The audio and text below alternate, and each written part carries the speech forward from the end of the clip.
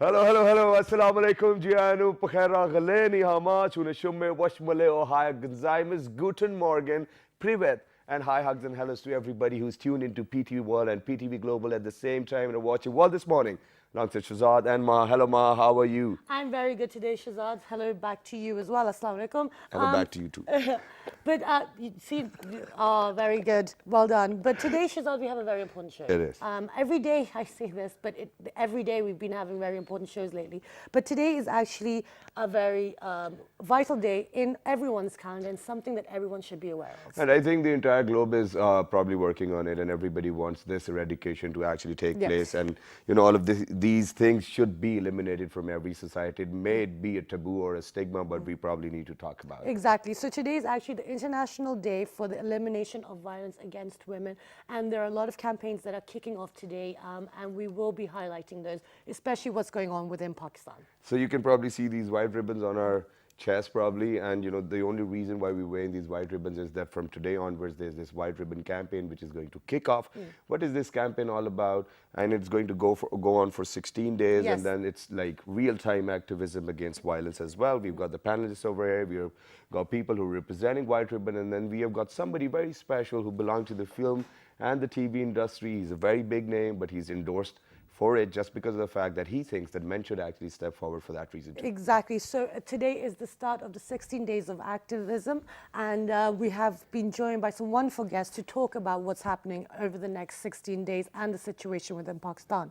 We've been joined by Ms. Khawar Mumtaz. She is the chairperson of the National Commission on the Status of Women. Assalamu alaikum, good morning. Thank you so much for joining us today. Good morning. Besides Ms. Khawar Mumtaz, we've been joined by Mr. Mr. Omer Aftab. He is the CEO of the White Ribbon Campaign. Assalamu alaikum, good morning. Thank you so much for joining us. Thank you for And I think for the last name, I think I can do it Okay, too. go for it. Go for it. So ladies and gentlemen, you've seen him on television, you've seen him in cinema, you've seen him in commercials, you've seen him doing such amazing work that you might have actually thought at some point of your life that, you know, why can't we just be actors as well? So he's a great guy, he's taken cool initiatives, and he wants to give back to the society as well. He's none other than Mr. Ahsan Khan. Thank you very much for coming over. It's amazing to have you. How are you? Total pleasure. Thank you very much for inviting me here. And you guys are doing an amazing job. I'm enjoying actually. Thank you so much. Thank you very much. Okay, so now what we're going to do is we're going to share a little message for you. Let's go take a look at that, and then we're going to continue our conversation. Stay tuned. Good morning. क्या आपको मालूम है कि पाकिस्तान में हर 5 में से एक खातून जिस्मानी तशद्दुद का शिकार है? क्या ये मर्दानगी है? नहीं, औरत पर हाथ उठाना मर्दानगी नहीं, बल्कि मर्द तो वो है जिससे औरत खुद को महफूज समझे। ये मेरा, आपका और हर मर्द का फ़र्ज़ है कि हम ख़वातीन पर तशद्दुद के ख़ात्मे के लिए अपना किरदार अदा करें।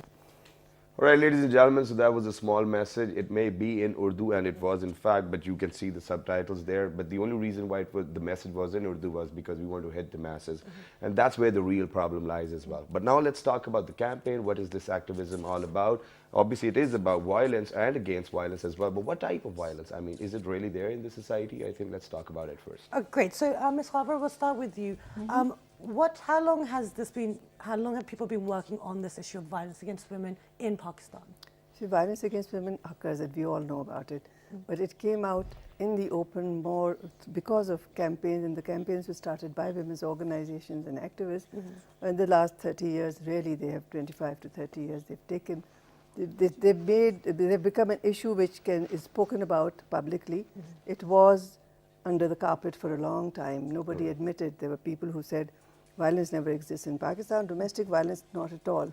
But they've been proven wrong because people now talk about it, people come out, and it is this about last 25 to 30 years that we talk about this. The second thing is that the international campaign was kicked off about 25 years ago through a center which was called Center for Women's Rights. It was actually a women's global leadership program that kicked it off, and then it's been adopted by the UN as 14 days to highlight violence. It's not that you stop campaigning after the 16 days. You continue to campaign, but this draws the attention to various forms of violence and also what we need to do, and letting people also know that they should voice their abuse or their violations. Okay, so the National Commission on the Status of Women in hands with the White Ribbon Campaign, have decided to do the 16 days activism. Not only this, we've been doing it for the last 2 years. Yes. And we've been doing it on these 16 days, of course, heightened awareness activities. campaigns, but throughout the year we continuously campaign on this. Okay, so this is what I wanted to, this is what I want to ask you. What kind of work does the National Commission do, apart from, highlighting the awareness campaigns? See, the Commission is mandated to actually see what measures can be taken to address violence, Right. which includes making sure that laws are passed and enacted, and getting maximum number of people to agree on those laws. There has to be a consensus on the laws, and we find that's not so easy in a parliament. Yeah.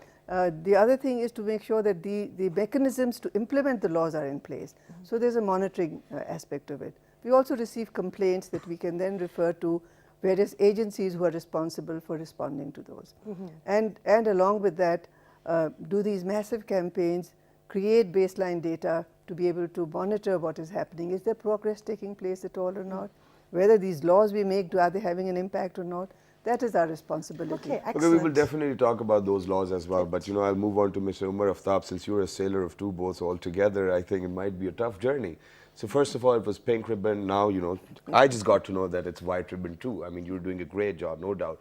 But let's just define the types of different violence which are taking place. Probably people throwing acid on faces, probably husbands beating wives, probably, I mean, Mental I think torture. stopping women from going to school and college is a type of violence too. So let's just highlight all of these so things right. first. Yeah, so violence against women is not just the domestic violence, but any form of physical violence, sexual violence, psychological violence, it is violence against women. And then access to, for example, healthcare. We have highest rate of maternal mortality amongst all South Asian countries because women are not given this permission to go to hospital for delivery. So that's also a form of violence. And then, as you said, access to education. Girls are not allowed to go to school. So that's also a form of violence. And then, yes, then unfortunately, then there are some extreme forms of violence which exist in our society, like honor killing and Karokari and rape and acid throwing.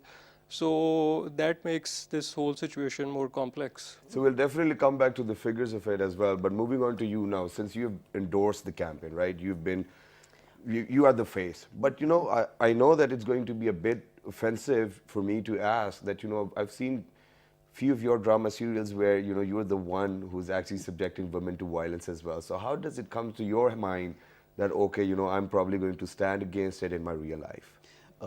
Thank you very much. A nice question. Yeah. What I personally feel when you're doing a drama where you're showing a female that she's the victim and the male is like sort of being harsh to the lady, but in the end you have to also see the end. What are they showing in the end? Like I just did a drama called Odari.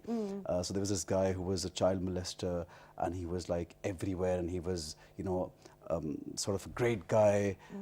He had a lot of money, he had a lot of friends supporting him, but in the end he went to the jail. So it's a message. The message in the end, you have to give a nice message. So generally when I choose a subject for a drama or something, I need to know what's happening in the drama till the end. It's not just a lot of channels work on ratings and all. They start beating up the women and औरत रोएगी नहीं तो ratings नहीं आएंगी. It's just that thing. But that's a different topic. But I feel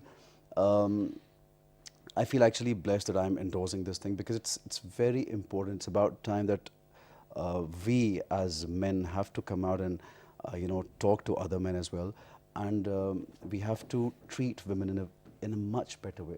Generally in our society, maybe in our class, we don't come across Such situations. yeah, we don't generally. But in the masses, in ordinary people, we do. As a father, like I have a daughter, as a father, how do you treat your daughter? As a husband, how do you treat your wife? How do you treat your mother, your sisters? So it really matters.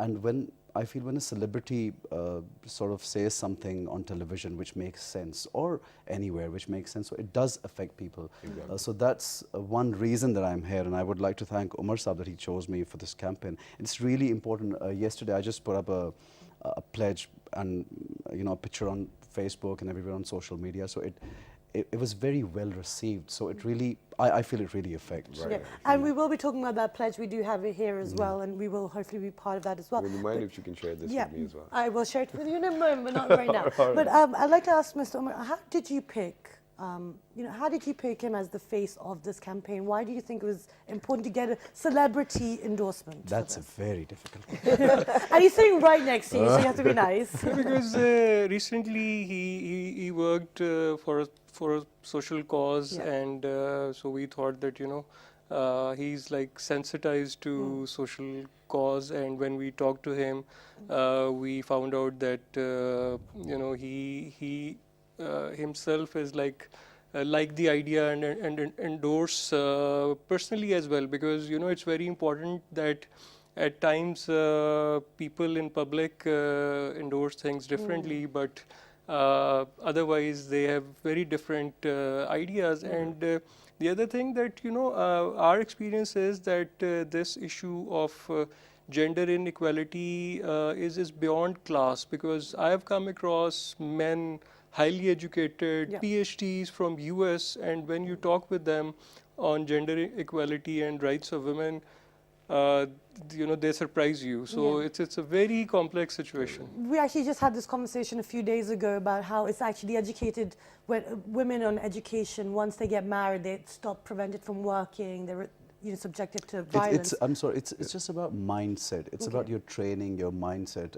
It's not just about Pakistan or a certain class like Omer Saab said. It's about generally your mindset. And I think I'm going to agree to you because of the fact that quite a lot of times people refer it to a problem with your education. And I don't think that education has to do something with it, because quite a lot of leaders from probably Balochistan, tribal leaders who might have studied in Oxford and were not, it wasn't the education, it was how you were being brought up and how your father treated your mother or probably your daughter. Actually, that's a very, very important point. How you raise your children, it's about the family setup also. Well, let's move on to that, because it's not just within Pakistan where they educate people. This is an international situation. You have it in UK, you have it in Europe, you have it in America. But within Pakistan, let's talk about the cultural aspects of it all. How do we... These campaigns are very important because it's about changing mindsets, as Ahsan just mentioned. How do we now start to change it so that we see more results? Because at the moment, there's still, 1,000 women are being killed a year. That's just the reported figures due to violence. You have more than that. Exactly, so more than that. So how are we working on the cultural aspect of this? See, I think we have to address these issues at two levels. One is to create an environment, partly through government and state efforts, through laws and mechanisms to implement the laws and facilitating people to access laws. So that's the responsibility of the government and all the responsible agencies. The other is to get people to look at women or people of different levels, not like them but perhaps, as equals. I mean, as citizens they're still equal. And they have to be respected. And how do you create that respect is the issue. Why should people start looking at women differently? And I think that, while it is important what your school teaches you, because what our textbooks often do is to reinforce this inequality, reinforce the fact that girls and women are dependent. They have no mind of their own. And therefore it becomes important to show where women actually do better than they do outsmart men in competitive things. And like we've seen that UN campaign as well, Unbeatable, that's showing that women can do just as well as men. And you need those role models at the one hand. You need people in the media to talk about and not appreciate or approve of violence and maltreatment. 40% women in Pakistan have reported that they have been subjected to domestic violence. We're not even talking about outside, this is inside the home, from people close to you. So is the people close to you, as Ahsan is saying, how do you treat women in your own household? How do you treat your daughters, your wives? And that becomes important, and that message has to go strongly from the media, which does not. And I think that's what we need to talk about. But ladies and gentlemen, right now we really need to rush for a short break, and when you guys are going to come back, we'll actually talk about how do we actually change the traditions within the culture, because I haven't really seen my grandmother talking right in front of my grandfather. That's the same thing which my father might have seen. And yeah, there might have been a bit of changes, but then, in my marital life, I don't think that quite a lot have changed. So I think we need to change ourselves as well. We're going for a short break. A very good morning.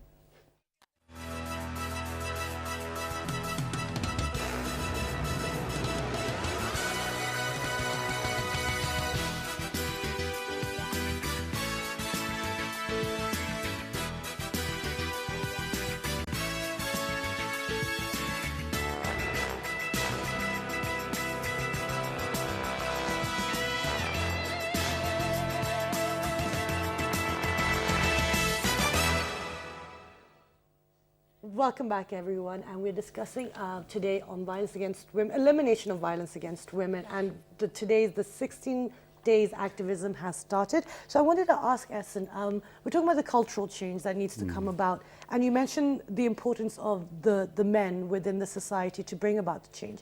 How do you think we can now start educating our sons and the husbands to realize that they should have more respect? This, kind of abuse, mental or physical, it's not on, and there are laws to protect it. It's a very simple thing. You start from your home, and then you need to discourage everybody, like discourage people who even act a little more dominant. Dominant, when I say dominant, it doesn't mean that they can't tell your female gender what to do or how to, like live your life. Maybe they're less exposed at times and they don't know certain things, but you need to create an environment where they can feel more confident. They can feel that they can do things. If the feeling makes a lot of difference. If you're always telling them, कि जी आपको तो कुछ नहीं पता, you can't do anything in life, हम कर लेंगे, we'll do it ourselves. Generally, men have that attitude, कि okay, we'll drive, I'll drive, and they'll tell, नहीं आप गाड़ी नहीं चला सकती, and I'll do this, I'll pay the bills.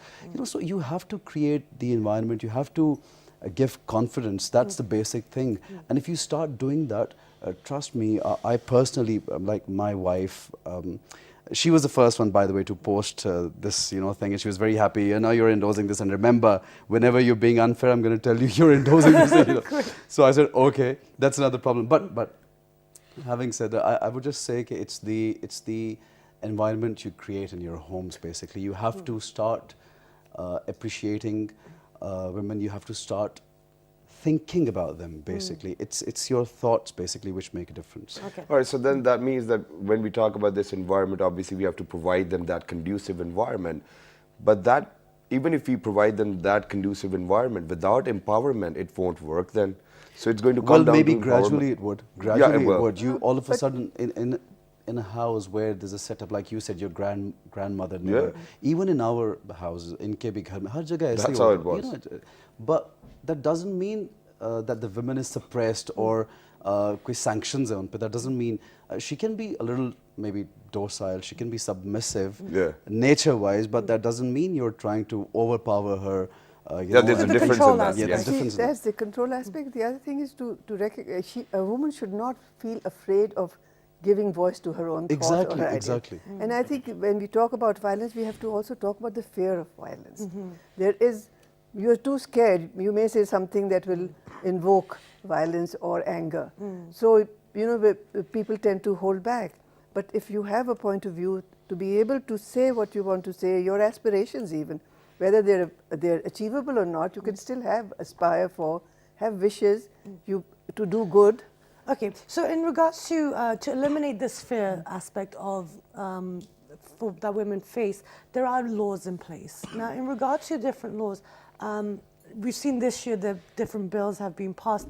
How useful are those, and have they made any changes from what you guys from the Commission point of view? Yes, actually, the importance of the laws, the significance of the laws is that they recognize a certain wrongdoing in society. The law is saying that violence does take place, so you're recognizing a problem. That is the biggest significance. You're not denying. Yeah. But what about the implementation? It's about the That implementation. comes the second Yeah, point. that was the next question. That's fine. The second is, of course, the implementation. And the implementation is where we find the lag in two things. One is that the mechanisms for implementation are not in place. You have the law, but you don't have the special courts that have to execute that law. You have the law, but you don't have the police which is cooperating. You don't have a prosecution system that is. Or someone to protect the person, the complainant against. And the witness protection. So all these things are there, but you know, that's part of the official responsibility. Yes, exactly. But there is also human responsibility as citizens. But then Yep, what exactly. I think is that in these 16 days of activism against violence, what we can probably do is that majority of the people do not even know that these laws are in place, Exactly. or whether exactly. they are there, or what fundamental rights are there for women as well, or for men. So the campaign we are running with NCSW is like at one end it talks about different laws so that we can aware women on new different laws and where they can get remedy. And on the other hand, the important missing link is the behavior change in the society and in men. Because when we did a survey and it showed that 71% of men think that beating their wife is like okay. It's okay. It's normal. And It's it's Go the like fauj it's- hai, big yaar, deal. koi Big fark deal. nahi. Equally, एक women think it's okay also. That's the thing, That's- it's and that conditioning. acceptance of men's violence is another big issue. Yeah, well, that's a very strange thing. What you told me that they feel that the men has stopped loving them if he's not Beating. But that's Stockholm or if he's not syndrome, harsh, right? if he's not angry, if he's not bothered. You know, they He's feel not thinking bothered about you anymore, too much know. then. This is one way of expressing. I've seen enough That's some violence. hardcore psychic love, though. No, that's called breaking someone psychologically and making them dependent on you. No, it's the acceptance of violence Yeah. in society, and There's a we need to social challenge norm. it. We need to. Yes, the Mothers social telling their norm. daughters, oh, it's all right, if you Okay, did yes, so that. now The this, woman is saying. but this is the cultural norm that I was talking about earlier when I asked you guys. When you have the mother as well as the father saying, this is what happens in the first or second year of marriage, or what are you going to do? Are you going to destroy your household? The pressure and the whole responsibility is put on the woman. Absolutely. So now how do we move forward? How do we start implementing these You see, changes? then there's, as Omar says, and this is the White Ribbon campaign, is to get men to realize how not to behave. Yeah. And to give space How to a not woman. to behave. How not to Yeah, how not to behave Yeah. in that manner. Exactly. Okay. yeah, well. Yeah, so I think that then we'll pose this question to Ahsan. What do you think that in days to come men need to do for example, the to next stop 16 days. violence or to probably change No, the cultural always. behaviors? You know, I Yeah. personally feel Start off education now. is the most important thing, a mindset. We have to change the mindset. As I said, you have to tell your kids, like at my place, if I treat my wife in a certain way, I have two sons, so they're watching, they're always with me. So that's how they're going to treat their wives later on. So that's a very important, it's like a psychological thing you give to your society, your kids, so you have to start from your home. I personally feel that. Okay, I just want to build up on this, is that, okay, yes, it's about raising awareness and empowering the men to also bring about the change.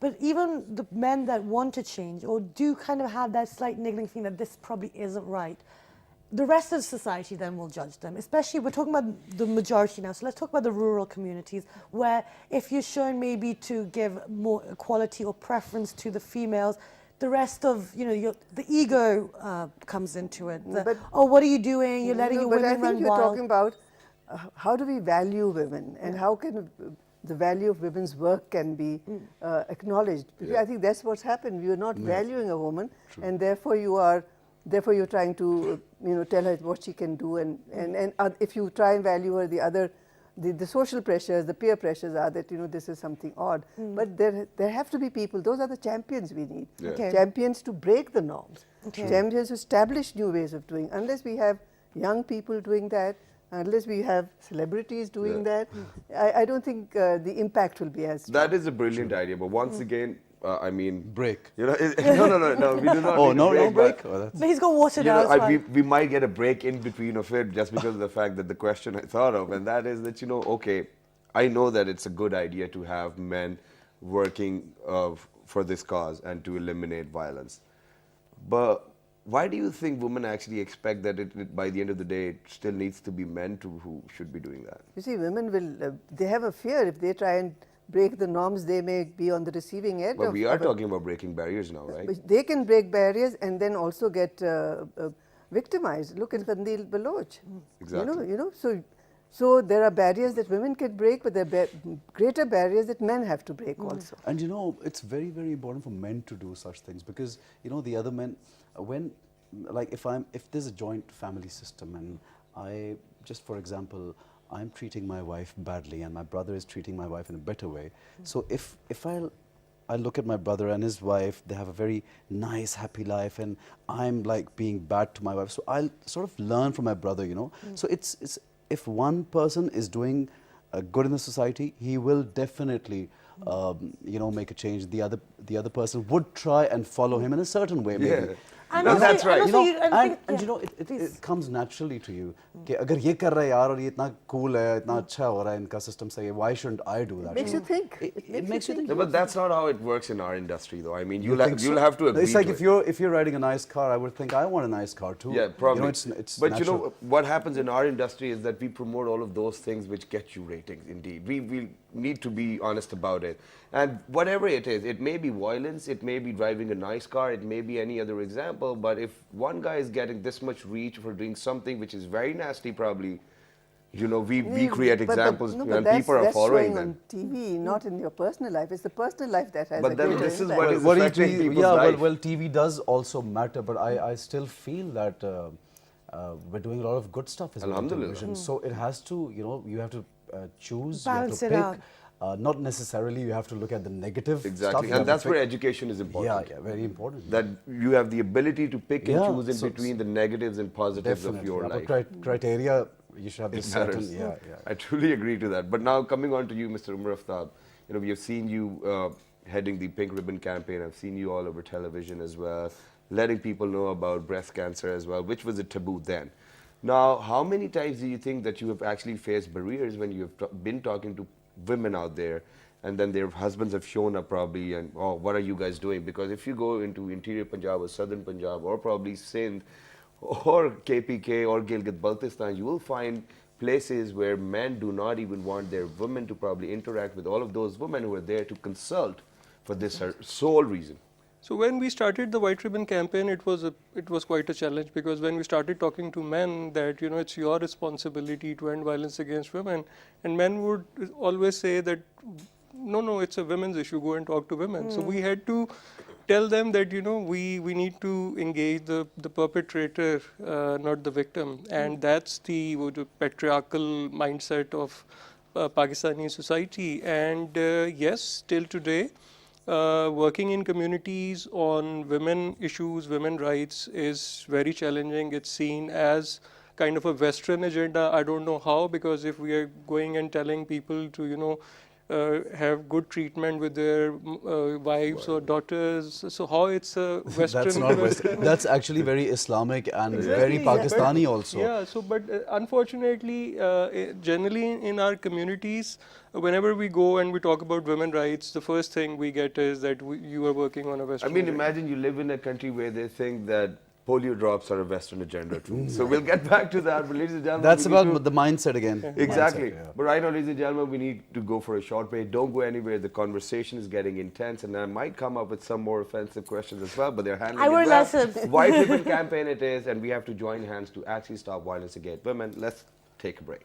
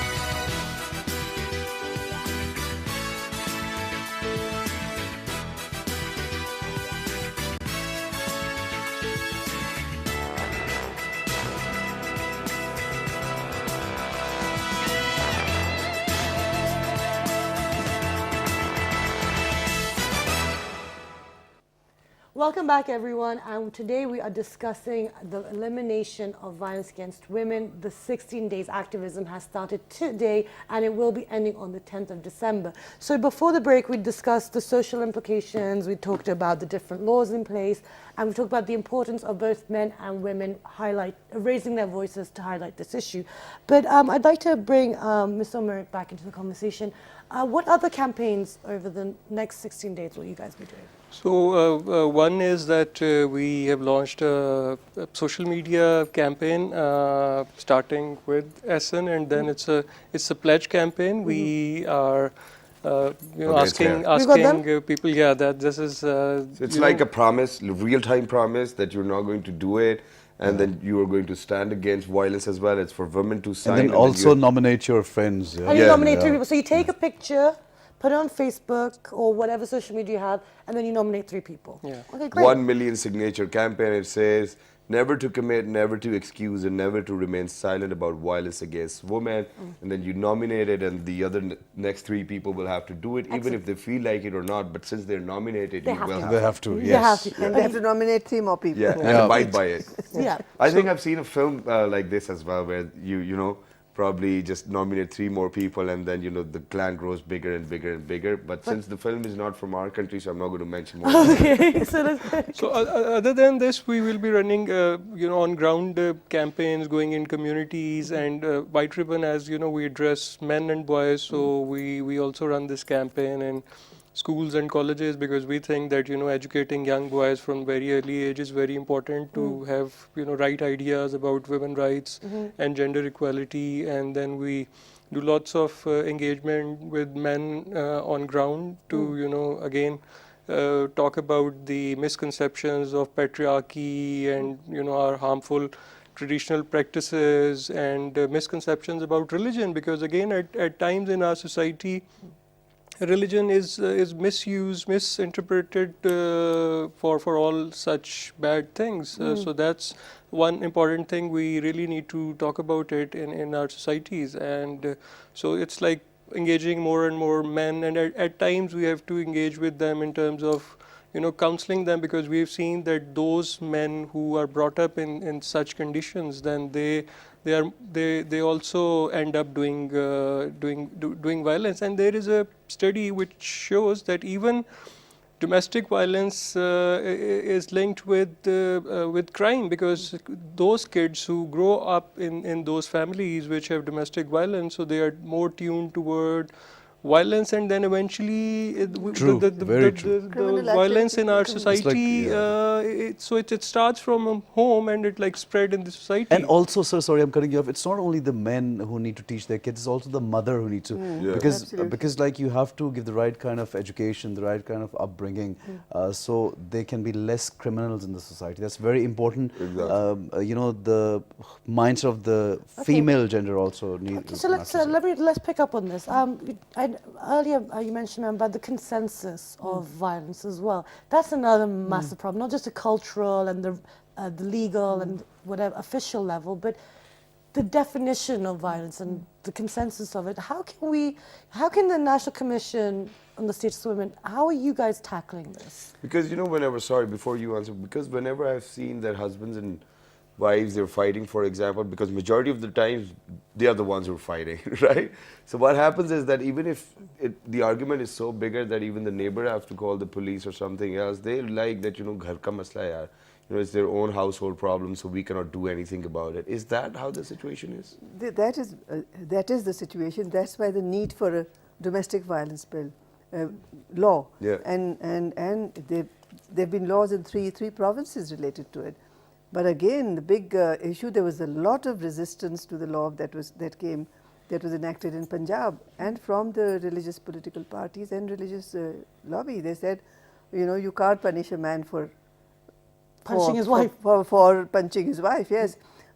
Because the law also provided for the man to move out of the house and not for a woman to be thrown out of the house, which is extremely important, because there are many instances where a woman is thrown out and she has no place to go to because her own family can't afford to take her in also. So we have to have support services, and I think that's very important, and that's what we are focusing on. Right. First of all, to map all kinds of support services down to the district level, where and facilitating access to them. Women run away, say, to a shelter, but then they have to go back to the same situation. She should be able to stand on her feet and then decide whether she wants to go back and renegotiate her relationship. Okay, and this is something that which is happening all over the world. This is not just specific to Pakistan, so we don't want to feel like we're picking on Pakistan, but it is very important. No, but then at the same time, you know, since you've lived, you know, majority of your life over there in UK as well, and over there, what happens is that, for example, if there's like a woman is subjected to violence, and if she's married, or probably, you know, the husband throws her out, the government will actually look after her till the time, you know, there's consensus in between them that, okay, you know, we're fine, and then they will release her. Actually, the probably man 6 is months. thrown out because she gets Yeah, 'cause it's the like- she gets Very the house, rarely- she gets the property. Yeah, so the very- men are very careful before they do anything. They have to think the house is going to go to Because the, they're always seen as the perpetrator, Exactly. they're seen as the aggressor. So that's kind of one thing they're ahead of us. You in see, that there's respect. security. A woman often lives through a very abusive married life or any other because she has no alternatives. So what are the alternatives that we can give to her for her to be able to stand on her feet and resist violence and not to be subjected to it? Okay, and I just remember before the break we were talking about this, that if we empower the women, that means we're spoiling the women or we're ruining the women. So now, how do we get rid of that? Well, empowerment does, for instance, a woman feels more confident and strong when she is able to make her own living, for instance. So it's very important to create, to develop the capacity and skills in women to be able to stand on their feet and say, you know, to hold their ground. And they're not, so that they're not entirely dependent. And then, you know, since you're a woman yourself, and what I would request you to do is that probably look into the camera and tell all those women who are already working, who are already empowered, to create that balance in their lives as well. Please do not become men of the house then. So when that's you once another start aspect working, of it. because then you have to I act think like a that's the woman fear of too. men. Yeah. So yeah, this No, this is not the fear though, but you know, at times you've seen situations getting worsened just because of the fact The that woman's they were working? allowed to do it nicely. No, but we have to also realize That's my question, we I have think. certain duties, like men have their own duties, responsibilities, women have their own responsibilities. So we also have to realize that as well. Thank you very much for saying that. No, but what I want to know is that why is it that if a lady wants to go out and work, why does she have to make sure she balances it when the husband may not be balancing it either? So why is Well, she it comes down expected to do a it? point whether, you know, If the woman is whether working, he is she's expected to balancing or balance it. not. That's something the else. issue is that what do we want? We want a peaceful home. Good relationship, home, good kids. And So the that woman will should come with sacrifice. both people have Exactly. to And I'm be sorry, a party it's to it. not just about husband and wives, it's about But your the whole daughters as well, family. it's about your sisters as well. Sisters, you know, yes, it's- brothers are You controlling see, them. it's what is the basis of your relationship with the people around you? And I think that has to be respectful and respectful of dignity of a child as well as an older person or as a sister or a brother. I think it's those values that matter very much. And then, you know, by the end of the show, there's one more idea for you. That is, I think that's going to be the third boat you can probably sail in. You can probably combine these white and pink ribbons together and do something for children who are getting abused as well by their think fathers, brothers, whatnot. Mothers, This is yeah. happening And too. most of so the child probably, you know, abuse is all at of my home. childhood when I was getting beaten, I didn't have an option to go anywhere else because I was a naughty kid. But then, you know, at least a phone line like 911 or probably something else. Well, you have that in England. Did that help? The beating part, did it No, help? but that's what my parents used to say. Like when we were in England, you have child services, right? So one day, you know, we got told off quite badly, and my sister said to my mother, "I'm going to call child services." She was like, my mother was like, "Fine, but do you know what will happen? They'll take you away. They'll put you in another home." So we will do that about children too. But anyway, coming back because we have run out of time. Is there any last message you would like to share with all our viewers today? I would like to say that to all the viewers, men and women, that we have to live as human beings, respectful of each other, and try and avoid using force as a means of negotiation. Great, thank you. I would say that, you know, strong men are gentlemen. It's not, True that. masculinity is not that you hit women. Absolutely wonderful. Totally agree with Omer Saab. And last thing I would just like to add, like we just did a play on the child abuse thing, and now I've just made a short film for this disabled people day. It's in December. So now me and Omer Saab, we were just talking about this same stuff. So we're planned to I personally plan to make a short film for this certain awareness reason. Wonderful. Yeah. Great. Very Thank you nice. so much for being here, and best of luck with the campaign and the 16 days activism. And thank you so much for taking the time Pleasure, out total and pleasure. representing. Exactly. So I think Mr. Omer said it best that I'm going to repeat it: strong men are gentlemen, and there's nothing else. Yeah, the only thing I would love to say over here is that, the way you treat your women and your daughter actually tells how your mother treated you. So that's what it is. That's what the nutshell is all about. Don't forget to write to us on our Facebook fan page, which is with the name of Well, this morning. on Twitter, Well, this morning without a G. on Dailymotion's YouTube. Well, this morning. The fabulous repeat is going to be at 11:05 p.m. this evening, and we will see you bright and early on Monday. Have a wonderful weekend. 1, 2, 3. Good morning.